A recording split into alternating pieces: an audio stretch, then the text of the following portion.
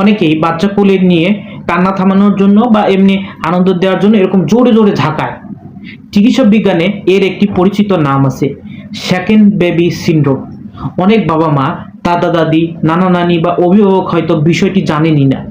একটি শিশুকে রাগের মাথায় বা কান্না থামানোর জন্য জোরে ঝাঁকানো অত্যন্ত বিপজ্জনক, কারণ শিশুর ঘাড় এখনো শক্ত হয় না, আর তার ছোট্ট মাথাটা শরীরের তুলনায় অনেক ভারী থাকে। ফলে জোরে ঝাঁকুনি দিলে মস্তিষ্কের খুলির ভেতরে বারবার আঘাত পায়। বাইরে থেকে কিছু বোঝা না গেলেও ভিতরে ভিতরে মারাত্মক ক্ষতি হয়ে যেতে পারে। কিছু শিশু বেঁচে যায়, কিন্তু সারা জীবনের জন্য দৃষ্টিশক্তি, শ্রবণ শক্তি, মস্তিষ্কের স্বাভাবিক বিকাশ হারিয়ে ফেলে।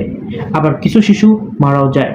এইসব ঘটনায় অনেক সময় ইচ্ছাকৃত হত্যার উদ্দেশ্য ঘটে না, ঘটে রাগ থেকে, অধৈর্যতা থেকে, চুপ করানোর চেষ্টা থেকে, কিন্তু ফলাফল একই। তাই আপনার বাসায় যদি ছোট শিশু থাকে, এই বিষয়টি সবাইকে জানান। বাবা, দাদা, দাদি, নানা, নানি, কাজের মানুষ, বড় ভাই, বোন, সবার জানা দরকার। কারণ একটি শিশুর কান্না আপনাকে বিরক্ত করতে পারে, কিন্তু সেই কান্না কখনোই তার জীবন কেড়ে নেওয়ার কারণ হওয়া উচিত নয়। এই ভিডিওটি দেখে সবাই সচেতন হন। একজন মানুষও যদি সচেতন হন, তাহলে হয়তো কোনো এক শিশুর জীবন বেঁচে যাবে। শিশুকে কখনোই ঝাঁকাবেন না, কখনোই না। শেয়ার করুন, আপনার শেয়ার কোনো পরিবারের এমন অনাকাঙ্ক্ষিত ট্র্যাজেডি থেকে বাঁচাতে পারে। ধন্যবাদ।